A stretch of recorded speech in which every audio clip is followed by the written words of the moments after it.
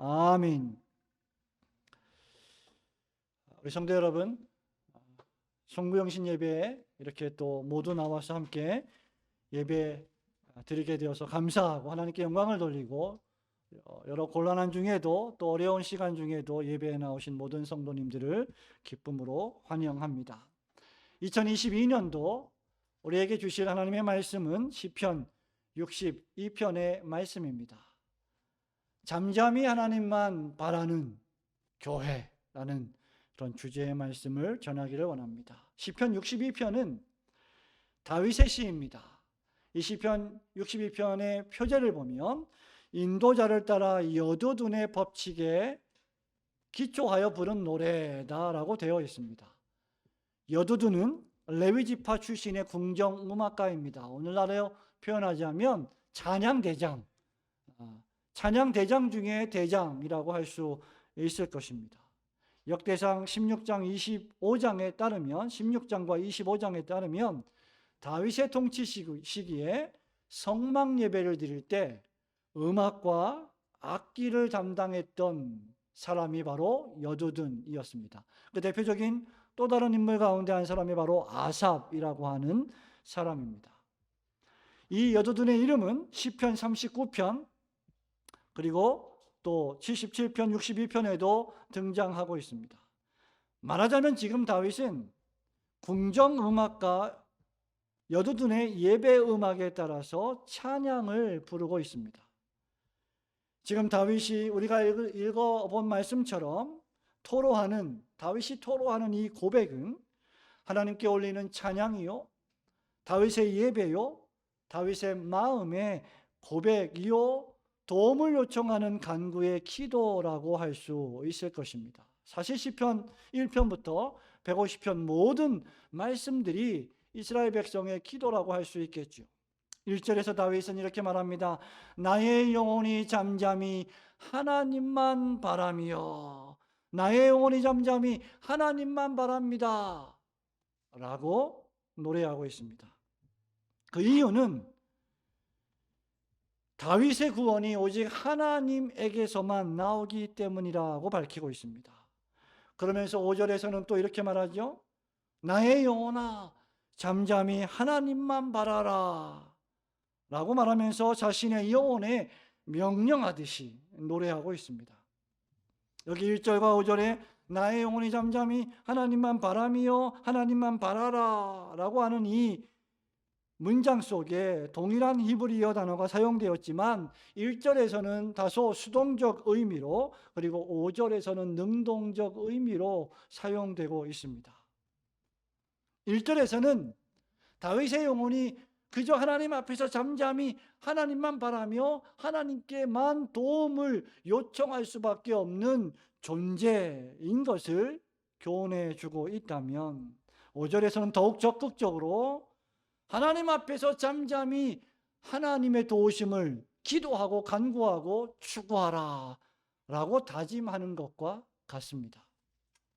여기 잠잠이라는 말은 침묵을 지킨다는 뜻입니다. 바람이라고 하는 말은 기다린다는 뜻입니다. 즉 잠잠히 하나님만 바란다 이 말은 내가 입을 열지 않고 침묵을 지키며 조용히 하나님의 역사하심을 기다리고 있다는 뜻이죠. 여러분이 분주하고 여러분이 시끄럽고 여러분이 말이 많고 여러분이 떠들면 소란스러워서 조용할 수 없게 되고 참되게 하나님의 말씀을 들을 수 없으며 하나님을 기다릴 수도 없습니다. 어떤 의미에서 오늘날의 교회에 필요한 것이 바로 이것이 아닌가 생각이 듭니다. 코로나 2년을 통과하면서 하나님은 왜 우리에게 이런 시련을 허락하셨을까? 잠잠히 너의 뜻이 아닌, 너의 생각이 아닌 나의 뜻, 하나님의 생각과 뜻을 기다리라, 추구하라 라고 하는 것이 아닌가라는 생각이 들 때가 참으로 많습니다. 그렇다면 다윗은 왜 잠잠히 기다리며 하나님만 바랍니다 라고 노래하고 있는 것일까? 왜 자신의 영혼을 향하여 내 영혼아 잠잠히 하나님만 바라라 라고 명령하고 있을까? 성구영신 예배를 드리며 새로운 한 해 우리에게 주실 이 놀라운 말씀의 표어를 생각하면서 세 가지를 하나님 말씀을 통하여 교훈받기를 원합니다. 첫 번째로, 왜 우리는 하나님을 잠잠히 바라야 하는가? 우리의 원수들이 교회와 성도들을 해하려 하기 때문입니다. 교회의 원수들이 교회를 잔멸하려고 애쓰고 있기 때문입니다.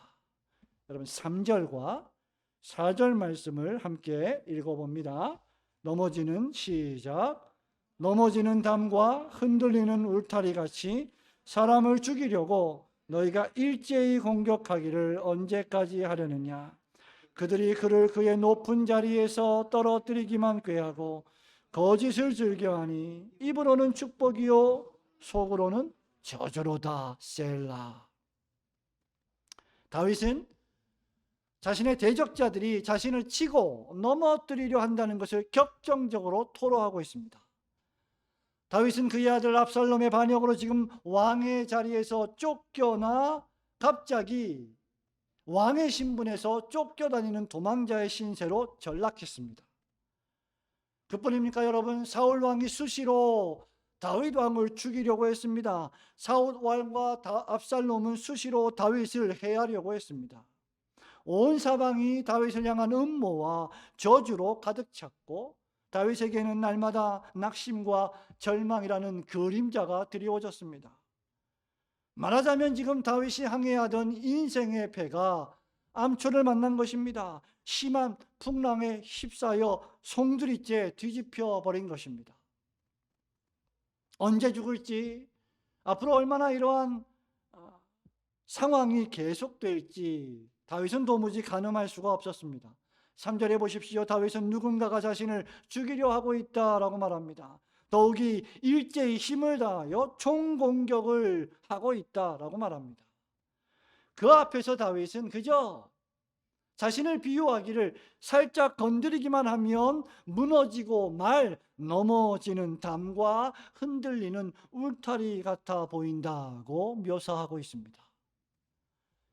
여러분, 이들의 공격은 두 종류로 진행됩니다. 하나는 입으로는 축복이요, 또 하나는 속으로는 저주를 베푸는 것입니다. 입으로는 축복을 베풀지만 속으로는 저주를 퍼붓는 것, 이것이 사단 마귀가 전형적으로 교회를 공격하는 방식입니다. 여러분, 그 목적은 무엇입니까? 다윗을 높은 자리, 즉 백성들을 하나님의 말씀으로 다스리는 자리, 율법으로 다스리는 자리, 하나님의 공법과 정의를 물같이 흐르게 하려고 하는 그 하나님의 뜻을 펼쳐나가는 지도자의 위치에서 끌어내려 떨어뜨리려는 것이었습니다. 겉으로는 교회를 존중하지만 속으로는 저주를 퍼붓습니다. 겉으로는 다윗을 우애하는 척하지만 속으로는 다윗의 왕자를 빼앗으려 하고 있는 것입니다. 겉으로는 유화 정책을 펼치지만 속으로는 죽이려 하는 독이 가득한 것이죠. 우리 예수님이 여러분 마가복음 7장 6절 7절에서 선지자 이사야의 글을 인용하시면서 그 당시 타락한 이스라엘의 백성들, 높은 지위에 있는 자들과 어린아이에 이르기까지 타락한 이스라엘 백성들이 입술로는 나를 공경하되 그 다음 마음은 내게서 멀도다 라고 책망하신 바 있습니다. 겉으로는 하나님을 믿는다고 말하지만 진심으로 믿지 않는 거짓말입니다. 이런 상황에서 다윗은 소리치고 싶었을 것입니다. 여러분, 우리가 하나님을 믿고 하나님을 예배하고 주의를 지키면서 열심히 신앙생활하는데 우리에게 고난이 닥칩니다. 어려운 일이 생깁니다. 사건과 사고가 터집니다. 재앙이 닥쳐옵니다. 그럴 때 우리가 빠지기 쉬운 시험이 무엇입니까? 왜 나한테 이런 일이 벌어집니까? 라고 질문하는 것입니다. 삶에 고난과 고통이 찾아오면 용기 있는 사람들조차도 낙심하기 마련입니다. 기질적으로 매우 씩씩한 사람들조차도 삶의 어려움과 고난과 질병과 재앙이 찾아오면 괴로움에 젖어들기 마련입니다. 그리고 그 이유를 다른 사람에게서 찾기 시작합니다. 상황을 탓하기도 합니다. 그렇게 어려운 일 당할 때 우리가 가장 조심해야 할 말이 무엇인지 아십니까? 너 때문에, 당신 때문에, 저 사람 때문에 이런 일이 벌어졌다. 여러분, 지금 우리가 맞이하는 상황도 다를 바가 없습니다. 전례 없는 코로나 질병 3년째를 맞이하고 있습니다. 상상도 하기 싫은 일이지요. 3개월 만에 끝날 줄 알았던, 6개월 만에 끝날 줄 알았던, 1년 만에 끝날 줄 알았던 이 질병이 2년 채우고 있고 3년을 향해 가고 있습니다. 사단 마귀가 그동안 교회를 공격했습니다. 세속 문화가 성도들을 유혹했습니다. 그것도 모자라 오랫동안 계속되는 코로나 국면으로 인하여 교회는 지쳐갑니다. 성도들은 믿음이 약해져 갑니다. 서로가 서로를 탓하며 분열과 반목이 극심해지고 있습니다. 차별과 혐오와 배제가 넘쳐나고 있습니다. 과연 교회는 다시 회복될 수 있을까? 아니, 과연 교회는 회복을 넘어 부흥으로 갈 수 있을까? 모든 것이 비관적입니다. 절망적입니다.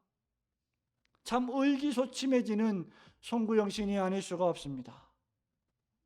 하지만 여러분, 이 사람 다윗을 보십시오. 모든 것이 비관적이고 절망적일 때 다윗은 내 영혼이 잠잠히 하나님만 바랍니다 라고 노래하고 있습니다. 우리의 눈으로 세상을 바라보면 낙심과 걱정이 가득할 뿐입니다. 내 눈으로 내 상황을 바라보면 낙심과 절망만 보일 뿐입니다. 그러나 하나님의 눈으로 바라보면 언제나 소망이 있습니다. 하나님만이 우리의 구원이요 요새가 되시기 때문입니다. 인생의 날들이 흔들릴 때 요새의 은신에 있는 사람은 얼마나 안전합니까? 적군이 몰려올 때 여러분, 튼튼하고도 강력한 성 안에 있는 사람들은 얼마나 크게 보호를 받겠습니까? 여러분, 저는 영국에서 유학을 했습니다만 영국의 가장 유명한 것 가운데 하나가 많은 성들이 있다는 것입니다. 캐슬들, 적군의 위협을 효과적으로 방어하고 적들을 공격할 수 있는 큰 성들이 많이 있는데, 그 성들이 공격하기 어려운 이유 가운데 하나는 그 성들을 둘러싸고 매우 넓은 카널, 즉 운하가 있기 때문입니다. 그리고 그 운하를 가로지르는 다리가 놓여져 있어서 유사시에는 다리를 올려놓고 또 유사시에는 다리를 내려놓아서 아군이 마음대로 왔다 갔다 할 수 있으며 적군은 그 강을 건너오지 못하게 막는 엄청나게 큰 성들이 바로 영국의 성들입니다. 어려운 일이 있을 때 그 성 안에 피신해 있는 사람은 얼마나 안전하겠습니까? 거친 파도를 항해할 때 여러분, 작은 배, 그 조각배는 얼마나 쉽게 넘어지겠습니까? 그러나 여러분이 타고 있는 배가 크고 튼튼하다면 여러분의 항해는 안전할 것입니다.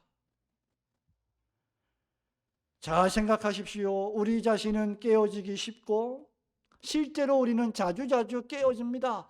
우리 자신은 넘어지기 쉽고 실제로 우리 자신은 너무 자주 넘어집니다. 우리는 유혹받기 쉽고 너무 자주 유혹에 빠집니다. 하지만 그리스도 예수 안에 있는 사람은 안전하고도 안전합니다.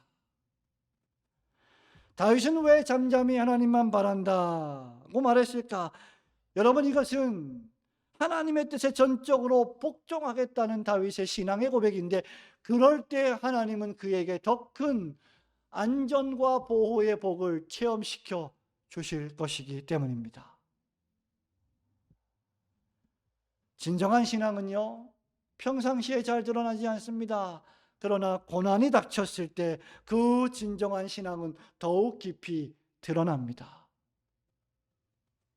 여러분의 가정이 튼튼한지 그렇지 않은지는 평상시에 잘 드러나지 않습니다. 그러나 어려운 일이 생겼을 때 여러분의 가정의 그 튼튼함이 드러나게 될 것입니다.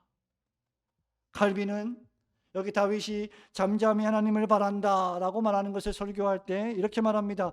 모든 종류의 내적인 불평과 불만족을 제어하고 오직 하나님의 주권만 신뢰하는 것이다. 그럴 때에만 다른 사람이 우리에게 해를 끼치는 것 같아 보여도 그것을 극복할 수 있기 때문입니다. 성도 여러분,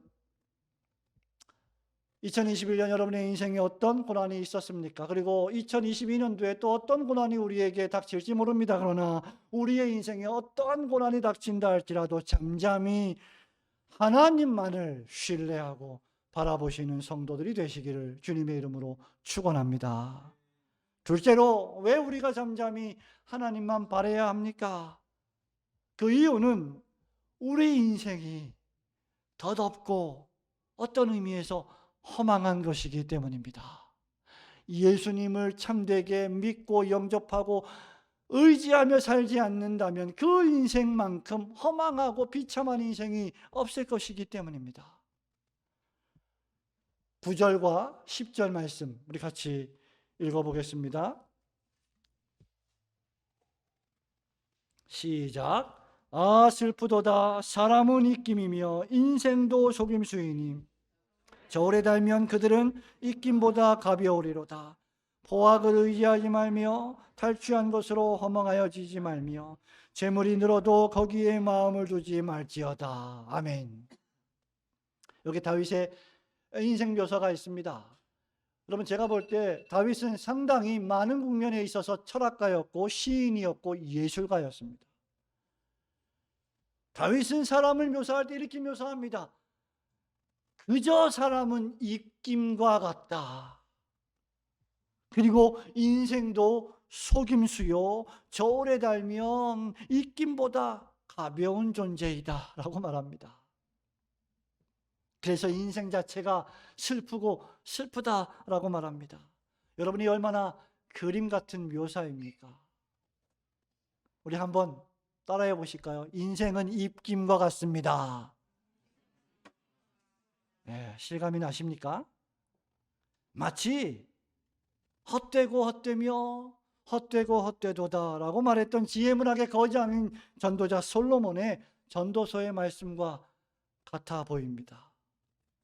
여러분, 지금 겨울이잖아요. 또 오늘 얼마나 추워졌습니까? 내일은 또 얼마나 춥겠습니까? 지금 밖에 나가서 여러분 한번 후하고 입김을 불어보십시오. 하얀 입김이 입에서 나옵니다. 그런데 그 입김이 추운 겨울 공기에 순식간에 사라져버립니다. 아주 순식간에 말입니다. 무게도 별로 나가지 않겠죠. 입김을 재어본 사람이 있을까요? 존재하지 않을 것입니다. 그 인간의 존재란 것이 그런 입김보다도 더 가볍다니 얼마나 허무한 것입니까? 다윗은 인간의 존재 자체가 덧없으며 인간의 활동과 인간이 쌓아온 모든 업적들이 인간의 활동과 신뢰 자체가 그저 허망한 것이다 라고 말합니다. 야고보 사도는 야고보서 4장 14절에서 이런 유명한 말씀을 하셨죠. 너희 생명이 무엇이냐? 너희는 뭐라고요? 잠깐 보이다가 없어지는 안개니라. 내일 일을 알지 못하는도다 라고 말하고 있습니다. 그런데 다윗은 그것조차도 거짓과 같다라고 말합니다. 왜 그렇습니까?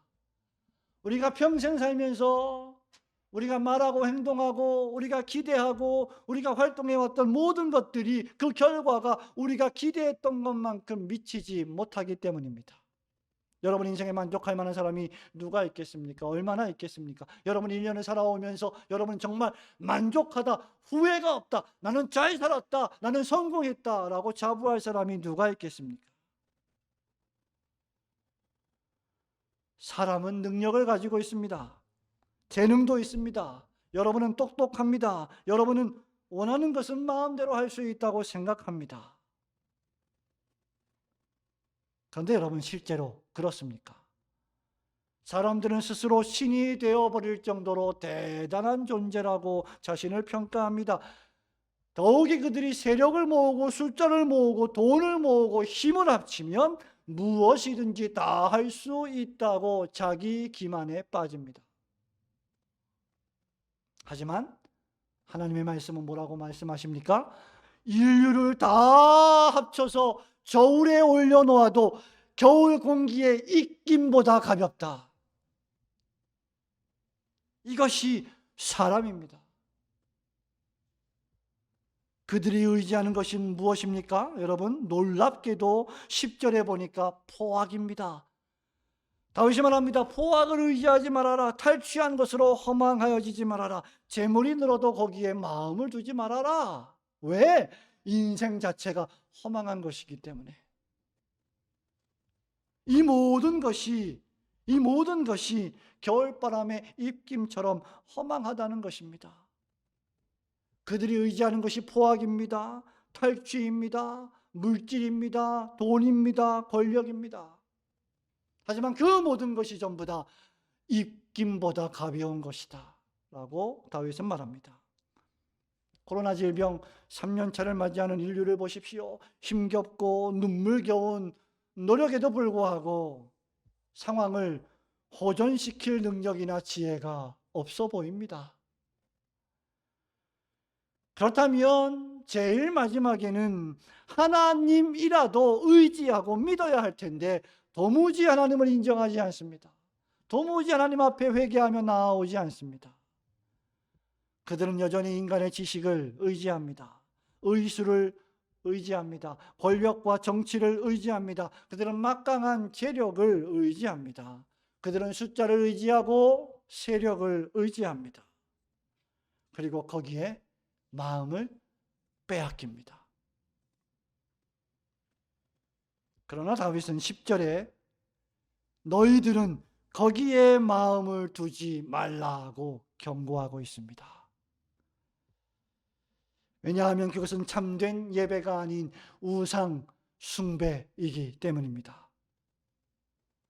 예레미야 선지자는 예레미야 2장 5절에서 이스라엘 백성들이 하나님을 멀리하고 헛된 것을 따라가며 헛되이 행하였다라고 이스라엘 백성들의 죄를 책망하는 장면이 나옵니다.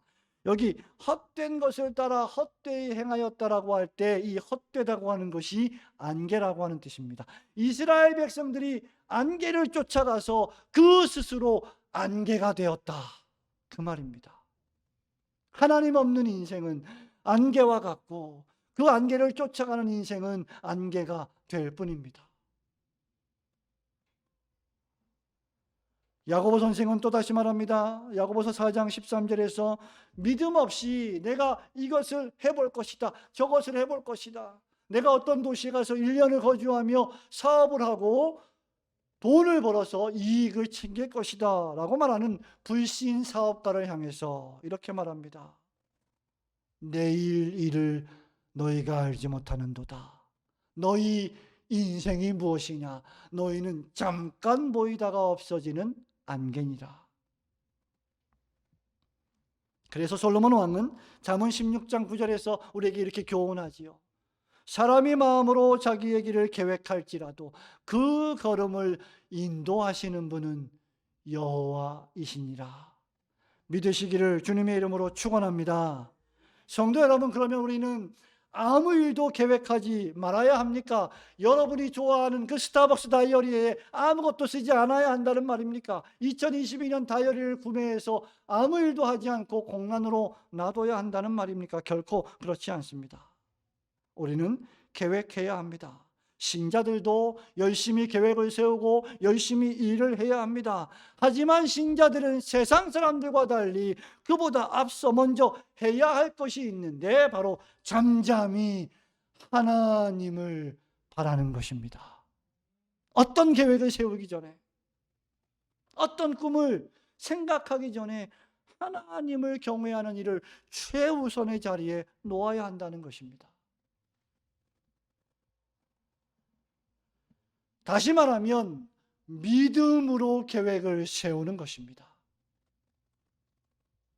하나님의 말씀의 뜻을 따라 그 하나님의 계획을 따라 나의 뜻과 계획을 세우고 그것을 위하여 기도하는 것입니다. 그리고 내 뜻과 그 계획이 과연 하나님의 뜻에 맞는지를 매일매일 성찰하며 말씀으로 기도로 반성하며 살아가는 것이 그리스도인의 지혜로운 인생입니다. 그 외의 모든 것은 그저 안개와 같이 허망한 것일 뿐입니다. 오직 믿음으로 행한 일만 열매 맺는 유익한 일이 될 것이기 때문이죠. 시인은요, 시편 146편 3절에서 우리에게 이렇게 권면합니다. 귀인들을 의지하지 말며. 여러분, 귀인들이 누구예요? 높은 위치에 있는 사람들, 권력을 가진 사람들, 재물이 많은 사람들, 우리의 삶에 어떤 크고 작은 영향력을 행사할 수 있는 사람들, 그 귀인들을 의지하지 말며 도울 힘이 없는 인생도 의지하지 말지니 그의 호흡이 끊어지면 흙으로 돌아갈 것이다. 여러분, 왜 우리가 사람을 의지하지 않아야 합니까? 왜 하나님만 바라보아야 합니까? 사람이 우리를 도울 수 없기 때문입니다.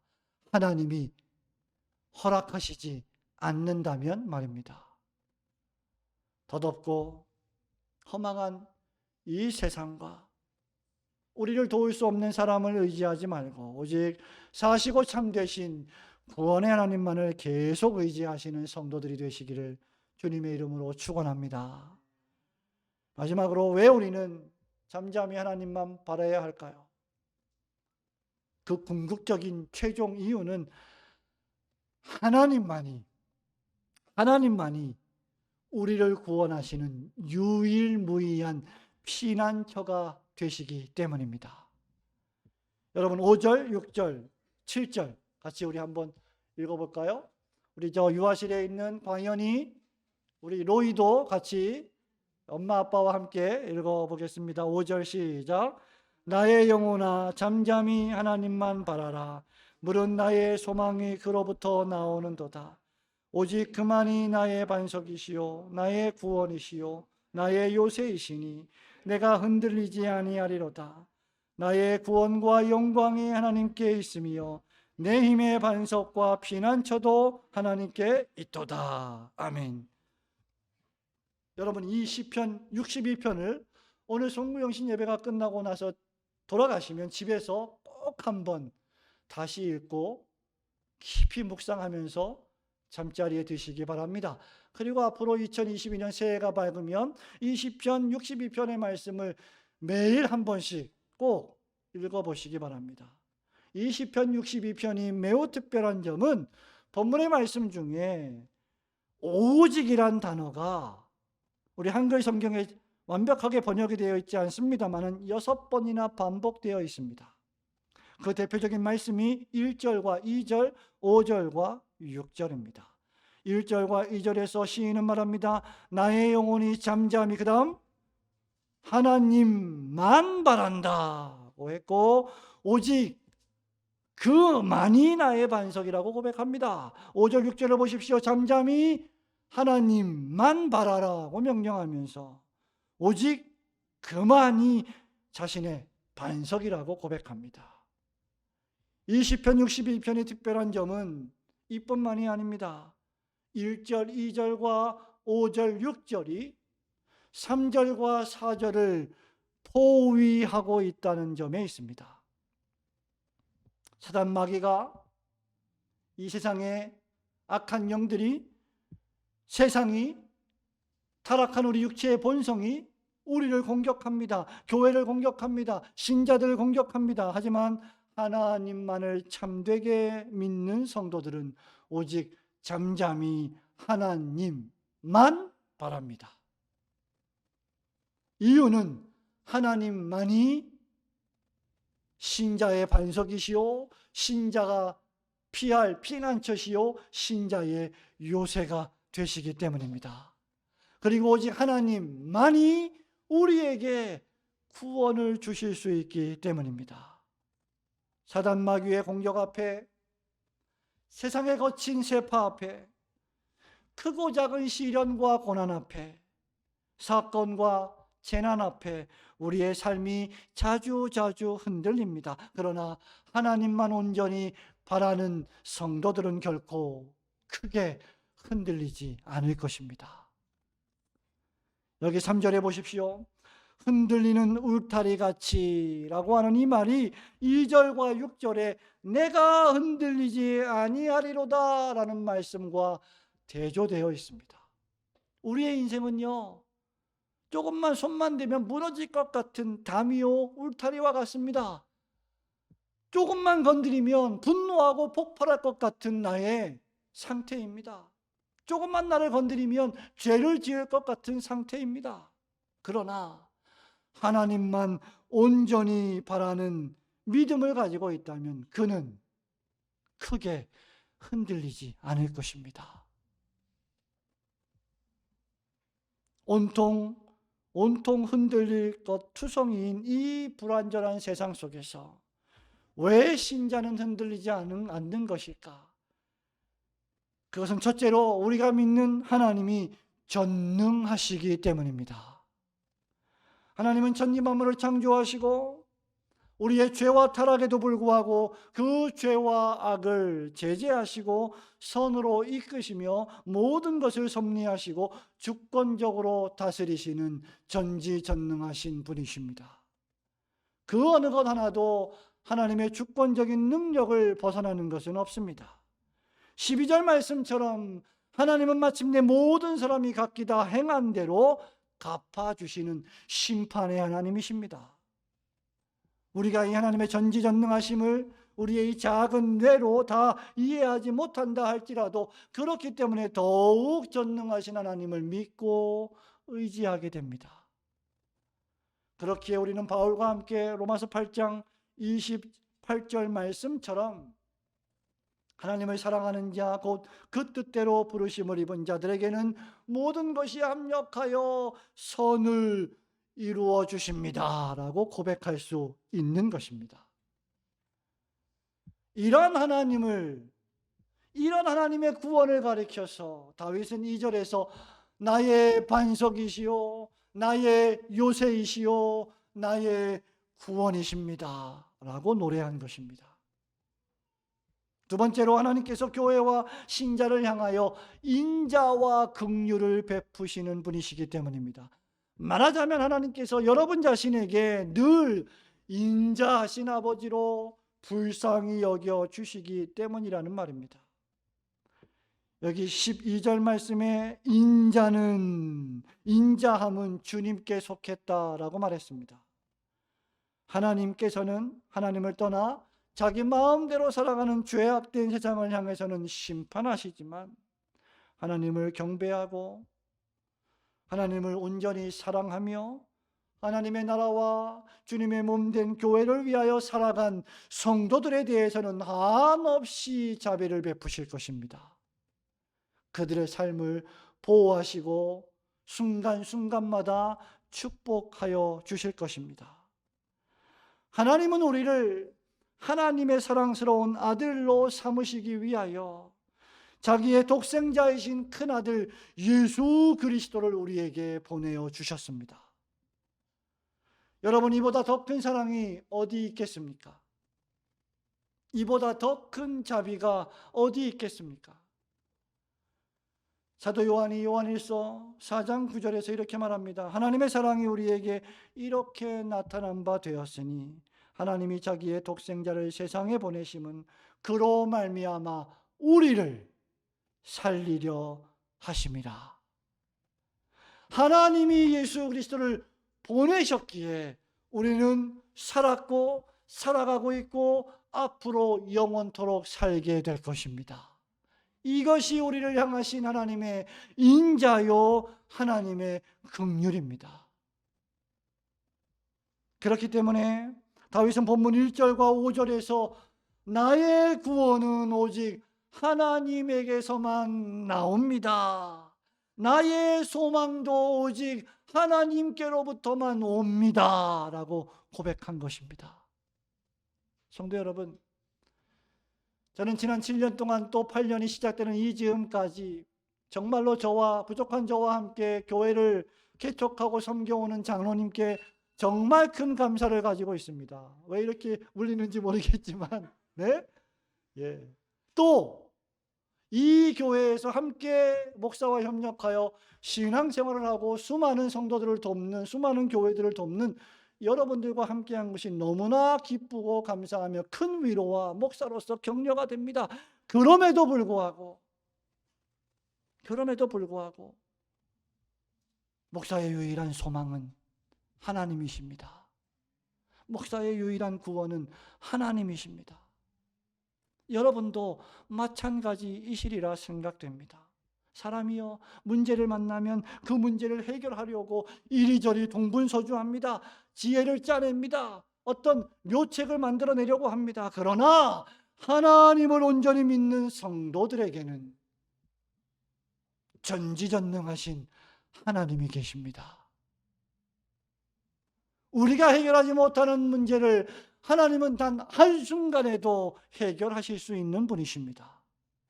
우리가 10년, 20년 동안 기도하던 문제를 하나님은 단 1분 1초에도 해결하실 수 있는 분이십니다. 하나님의 때에 하나님의 방법으로 말입니다. 결국 믿음의 문제요, 마음의 문제입니다. 이 세상에 어떤 일이 벌어져도, 나의 삶과 관계에 어떤 재난이 닥친다 할지라도 결국 하나님을 믿는 신자는 그 모든 것을 믿음의 눈으로 볼 것이기 때문입니다. 이게 믿음 있는 신자와 그렇지 않은 사람의 차이예요. 내게 벌어진 모든 일들을 믿음의 눈으로 바라보고 불평하는 대신 감사하며 하나님께 도움을 요청할 것인가, 아니면 여전히 불평하고 원망하며 살아갈 것인가. 성도는 보이는 것으로 사는 사람이 아니에요. 나타난 것으로 사는 사람이 결코 아닙니다. 만약에 그것이 전부였다면 예수 믿는 그리스도인들이 제일 불쌍한 사람일 것이라고 바울이 이미 고린도전서 15장에서 말했습니다. 우리의 삶이 다만 이 생뿐이면 우리가 제일 불쌍한 자리라. 왜? 우리는 이 세상에서 부귀영화를 누리며 할 것 다 하면서 살지 않고 하나님의 나라를 위하여 이 삶을 투자하기 때문입니다. 매사에 절제하고 우리의 물질을 주의 나라를 위하여 바치며 성도들을 돌보고 이웃을 사랑하며 헌신하고 봉사하는 삶을 살기 때문이죠. 그러니 눈에 보이는 것이 전부가 아닌 것입니다. 성도가 자꾸 눈에 보이는 것만, 환경만, 상황만 바라본다면 그 상황과 환경이 바뀔 때마다 이리저리 흔들릴 것입니다. 그리고 허둥지둥 될 것입니다. 패닉에 빠질 것입니다. 그러나 우리의 견고한 망대이신 하나님만을 잠잠히 바라본다면 그는 상황이 어떻게 변한다 할지라도 결코 흔들리지 않을 것입니다. 그리고 그 우리의 유일한 피난처요 구원이요 요새가 되시며 우리의 반석이 되시는 그 하나님을 가르쳐주는 하나님의 말씀인 성경이 우리에게 있기 때문입니다. 지난주에 저는 우리 교회 어떤 성도와 함께 이야기를 나눈 적이 있습니다. 이 성도는 주일이 지나면, 초창기부터 그런 것은 아니었지만 주일이 지나면 반드시 주일 설교 말씀을 듣는다고 합니다. 반복하여 듣는다고 합니다. 그리고 수요일이 다가오면 수요 예배 말씀을 듣기 위하여 목사가 말한 대로 히브리서를 전체를 꼭 한번 읽고 수요 예배에 온다고 합니다. 그리고 수요일이 지나고 나면 목요일에 히브리서 본문 설교를, 강해 설교를 또다시 한번 듣는다고 합니다. 그리고 금요일이 되면 주일 오후에 했던 사도행전 강해 설교 말씀을 듣는다고 합니다. 그리고 그 말씀에 따라서 그 모든 강해의 말씀들, 성경 본문들을 매일매일 읽는다고 합니다. 그 결과가 무엇이냐? 그렇게 말씀을 듣고 그렇게 설교를 반복하여 듣고 그렇게 말씀을 읽었더니, 그렇게 말씀 중심의 삶을 살았더니 나의 삶의 모든 주변의 다른 모든 것들이 다 자연스럽게 정리가 되더라 였습니다.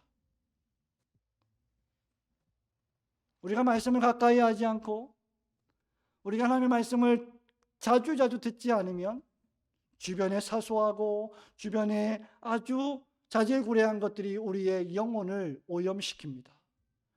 그러나 우리가 말씀 중심의 삶을 산다면 세상의 모든 잡다한 것들이 다 정리가 되고 무엇을 먼저 추구해야 할 것인지를 마음에 생각하는 정리된 인생을 살게 될 것입니다. 사랑하는 성도 여러분, 말씀을 맺습니다. 지난 1년, 지난 2년 동안 우리가 힘겨운 시간들을 싸워왔습니다.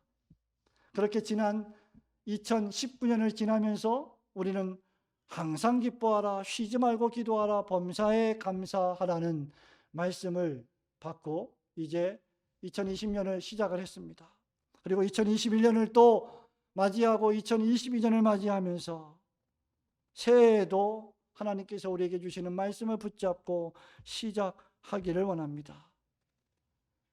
힘겨운 2년이었지만 예수 안에서 기뻐할 수 있었고, 힘겨운 2년이었지만 그리스도 안에서 기도할 수 있었고, 그 결과 범사에 감사할 수 있었습니다. 그리고 이제 우리의 피난처가 되시는 하나님이 계셔서 이겨나갈 수 있었습니다.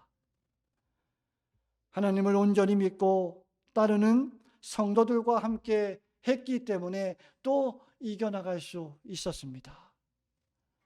그래서 2022년 새해에도 우리가 무슨 거창한 계획을 세우기보다 먼저 잠잠히 하나님을 온전히 따르는 한 해가 되기를 소망합니다.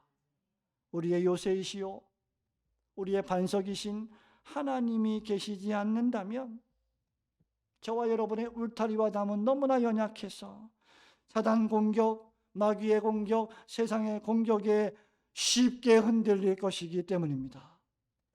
우리의 생명이 믿음이 없다면 잠깐 보이다가 없어지는 안개와 같이 허망한 것이기 때문입니다. 우리를 죄와 죽음에서 건져내신 유일한 구원과 피난처가 오직 하나님이시기 때문입니다. 지난 1년 동안 저는 목사로서 참 보람된 시간을 보냈습니다. 우리 교회 대다수의 성도들이 믿음이 성장했고 감사할 일들이 너무나 많았고 그 감사할 일들을 하나님 앞에 하나님 나라와 주님의 교회를 위하여 물질로 헌신하는 성도들이 매우 많이 늘어났기 때문입니다. 2022년에도 우리에게는 어려움이 있을 것입니다.